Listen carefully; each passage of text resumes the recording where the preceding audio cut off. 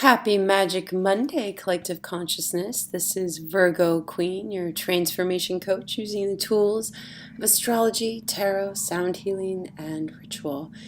As you can tell, my voice is a little bit lower right now. I have just gotten done doing a powerful full moon Aquarius workshop with the incredible winter jade Isley for the temple of the goddess Lilith.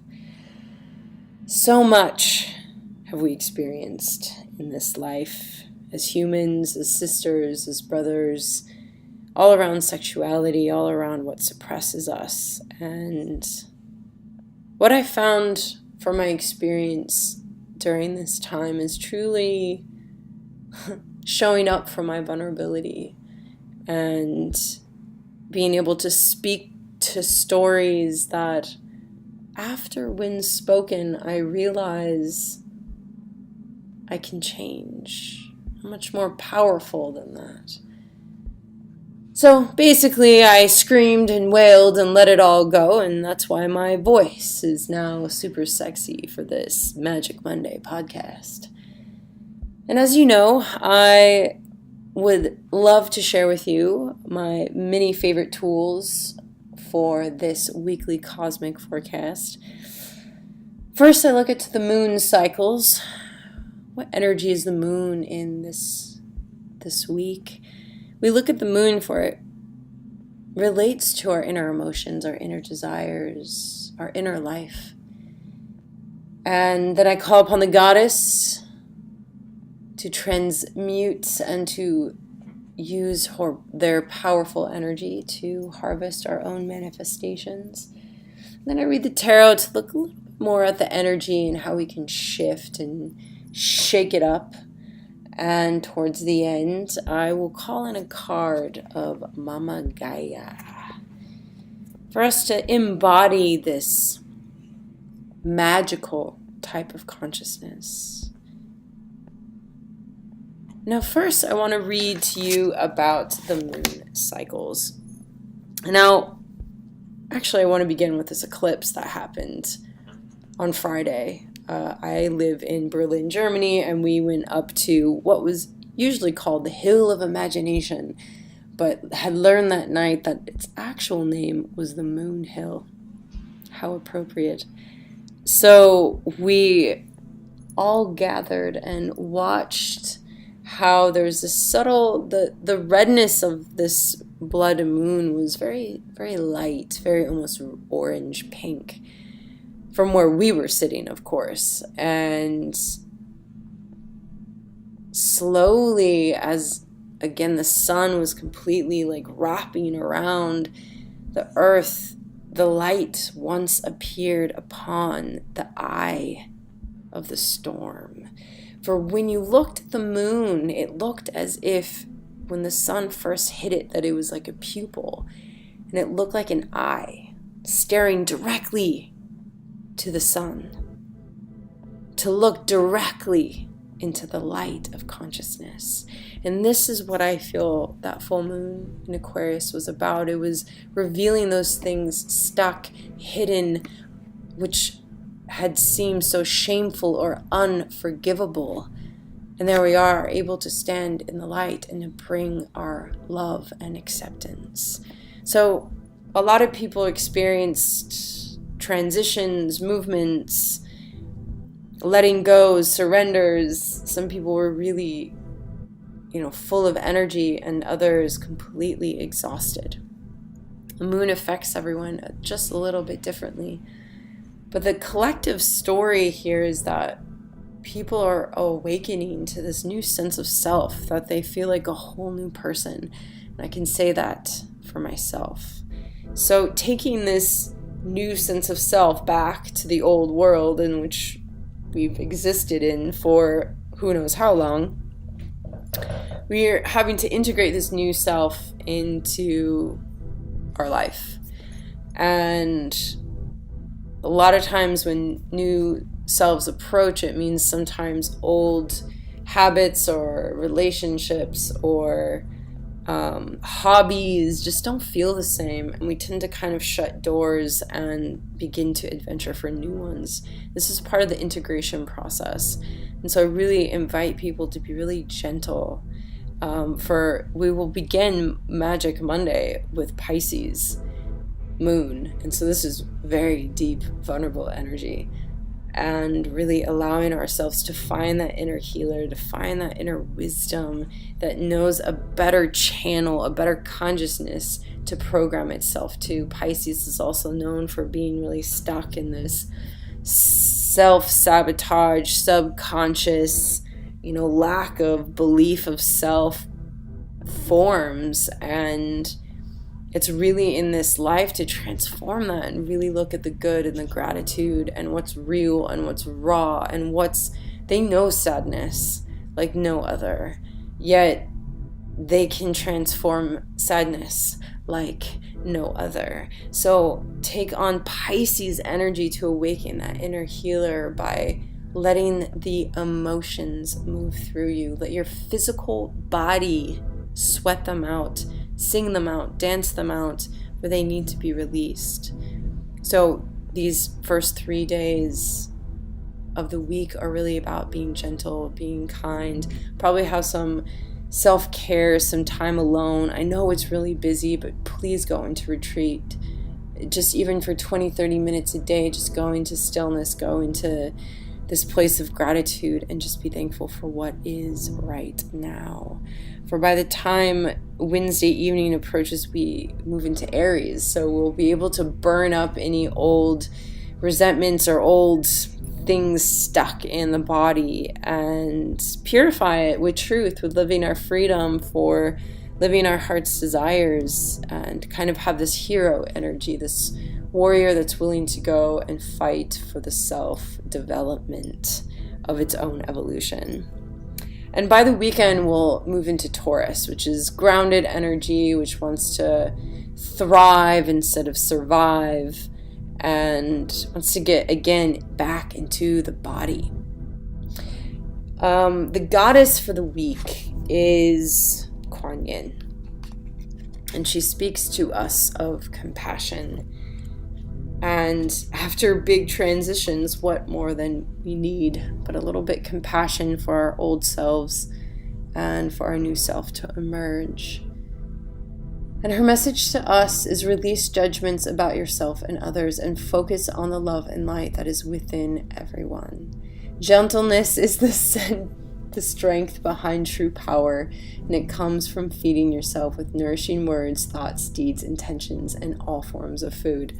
I was just talking about this. This is exactly what this moon is about. Like, this whole cosmic week is really about honoring that gentleness.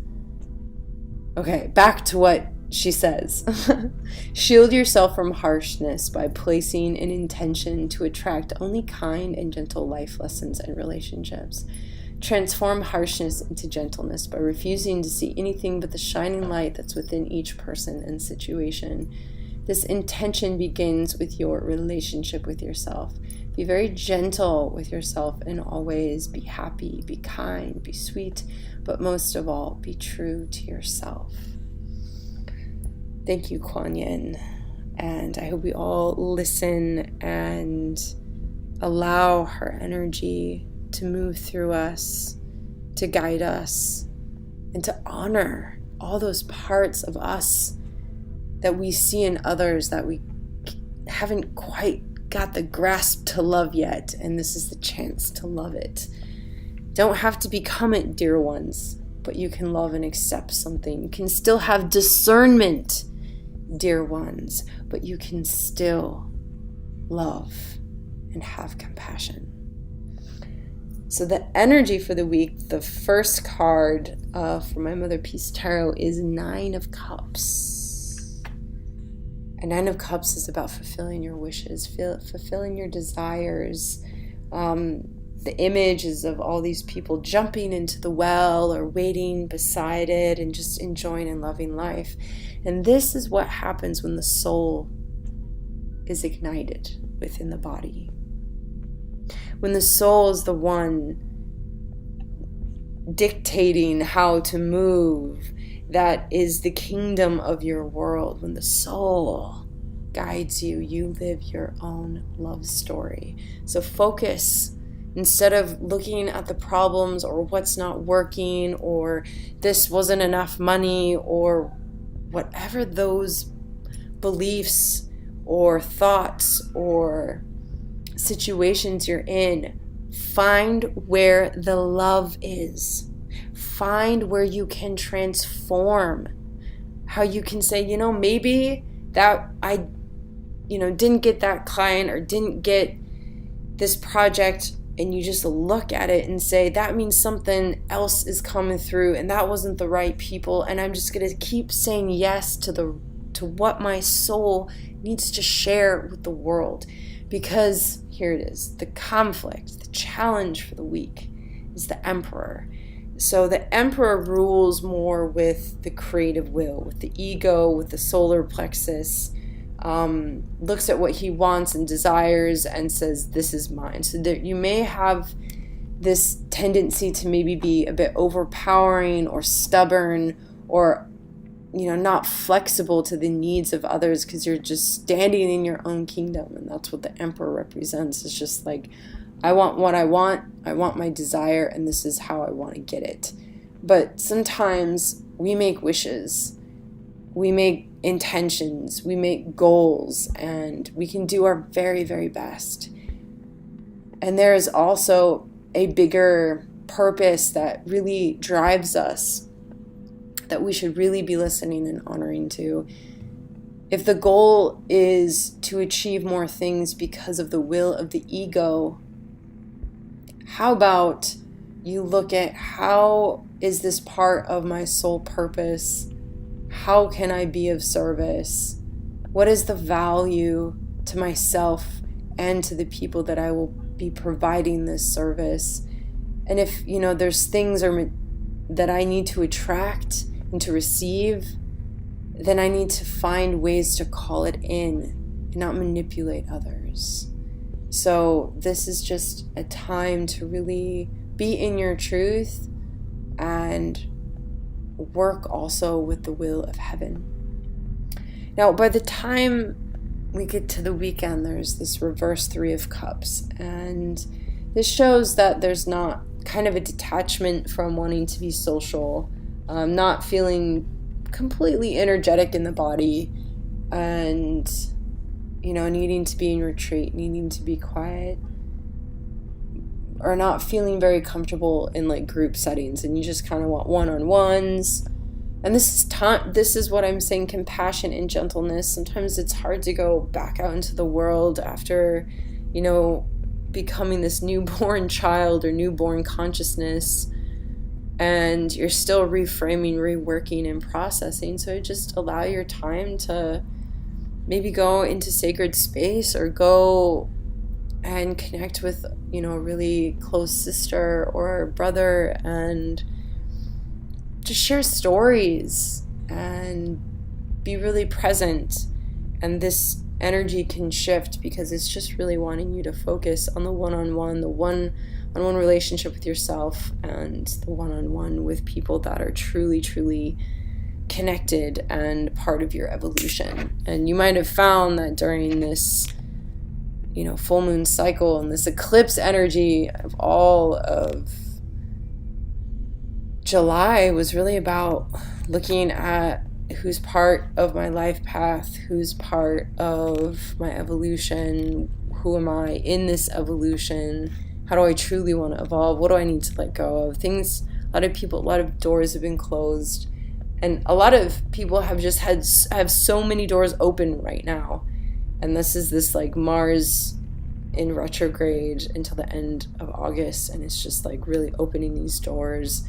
And Mercury in retrograde, we just have a lot of like stopping and going deeper, stopping and being in the body and integrating old wisdom. And the message from Gaia this week is see the truth. And it's this beautiful, gorgeous snow owl that actually, it was the snow owl that attracted me to this card deck. I was like, whatever that guy has to say, I want to know it. And he says, see the truth. Do not be deceived. Be watchful and mindful of the illusions others weave around themselves, and that you may weave around yourself. Know the night. Understand the shadows. See through the darkness to the light of the truth. Pay attention to contradictions. Notice when actions and words are not in harmony. Hone your intuition and insight so that you may know the minds and hearts of those around you and yourself, and trust in the wisdom born of that awareness. So thank you, cosmic beings, for tuning in to this week, for paying attention to this cosmic energy, for doing this work, and just having the awareness and the curiosity to know a bigger truth, the truth of your soul. So thank you. And as you know, I love supporting you on your transformation journey. As I am a transformation coach, I want to support you on bringing your inner worlds out into the light. Whatever darkness is hidden in there is actually your truth. And there's so many stories and conditionings and everything layered on top of that that is keeping you small. And the time is to call back your magic. And magic is when one is empowered with the earth and the cosmos. So if you'd like a one-on-one transformation coach session with me, you can check out my website at www.inner-doorways.com or email me at innerdoorways@gmail.com. Be brave, dear hearts, for we are in a time of great transformation. So be gentle, be kind, and love every one thing and part about you and me. Blessed, blessed, blessed be.